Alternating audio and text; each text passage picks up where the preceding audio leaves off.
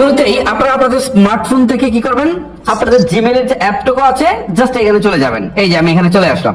চলে আসার পর ডান পাশে দেখেন প্রোফাইলের আইকনটা আছে, জাস্ট এখানে ক্লিক দেন। দেওয়ার পর ম্যানেজ ইউর গুগল অ্যাকাউন্ট, ওকে, এই ম্যানেজ ইউর গুগল অ্যাকাউন্টে ক্লিক করছি। ক্লিক করার পর এখান থেকে পার্সোনাল ইনফো করে একটা অপশন আছে, দেখেন পার্সোনাল ইনফো, এখানে ক্লিক করছি। ক্লিক করার পর এখান থেকে ইমেলটা দেখাচ্ছে এবং আমার ইমেলটা আসলে অ্যাড্রেসটা কি সেটা এখান থেকে দেখাচ্ছে, ওকে, এটার উপর ক্লিক করতে হবে। ক্লিক করার পর ঠিক এরকম একটা ইন্টারফেসে নিয়ে আসছে। এখন দেখেন এখানে আবার আমার ইমেলটা দেখাচ্ছে, ঠিক আছে, জাস্ট এইটার উপরে ক্লিক করতে হবে। আমি ক্লিক করলাম। ক্লিক করার পর এখান থেকে পাসওয়ার্ড চাচ্ছে, ওকে, আমি পাসওয়ার্ডটা দিয়ে দিচ্ছি। দেখেন আমি পাসওয়ার্ডটা বসিয়ে দিলাম। এখন নেক্সট অপশনে ক্লিক করে দিচ্ছি। এখন দেখেন একটা অপশন আসছে, সেটা হচ্ছে change Google account email. So আমরা তো চেঞ্জ করব, সো আমরা এটার উপরে ক্লিক করছি। ক্লিক করার পর এখান থেকে আমাদেরকে সবগুলা কন্ডিশন তারা দিচ্ছে যে আপনি করে নেন। এই যে আমি যেটা বললাম যে কোনো কিছু চেঞ্জ হবে না, বাট আপনি ইমেল অ্যাড্রেসটা পরিবর্তন করে ফেলতে পারবেন। সো এখান থেকে ইউজার নেমের জায়গায় এই যে আমরা শুরুতে যেভাবে দিয়েছিলাম আবারও এটা চেঞ্জ করার সুযোগ পাচ্ছি, ঠিক আছে। ধরেন আমি এখান থেকে দেই হচ্ছে একটা ইমেল অ্যাড্রেস দিয়ে দিই, ওকে। দেখেন আমি এখানে একটা অ্যাড্রেস কিন্তু অলরেডি দিয়ে দিয়েছি। দেওয়ার পর সে কিন্তু চমৎকার ভাবে এটা নিয়ে নিল, ওকে। সো এখন চেঞ্জ মেল এই অপশনটাতে ক্লিক করছি। ক্লিক করার পর আবার একটা পপআপ দিচ্ছে, সতর্কবাণী দিচ্ছে যে আপনি করবেন কিনা, ঠিক আছে। সো এখন এই যে দেখাচ্ছে, আবার দেখাচ্ছে কারেন্টটা দেখাচ্ছে যে বর্তমানে আপনার কোনটা আছে এবং নিউ কোনটা, ওকে।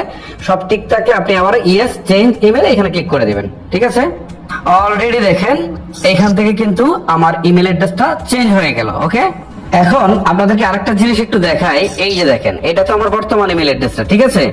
সো আমি যদি একটু স্ক্রল করে নিচের দিকে আসি, অল্টারনেটিভ ইমেলের জায়গায় কিন্তু এটা অলরেডি চলে আসছে। তার মানে এখন আমার দুইটা ইমেল অ্যাড্রেস, ওকে। সো আমি যেটা চেঞ্জ করলাম এটাতে কেউ যদি মেল পাঠায় তাহলে তো মেল চলে আসবে, খুব ইজি বিষয়। আবার পুরনো যেটা আছে সেটাতেও যদি কেউ মেল পাঠায় তাহলে এই মেলটাও কিন্তু এখানেই চলে আসবে। সো এখন এই বিষয়টা আমার একটু সুবিধা হলো যে আমার এটাও চলে আসছে, ওকে।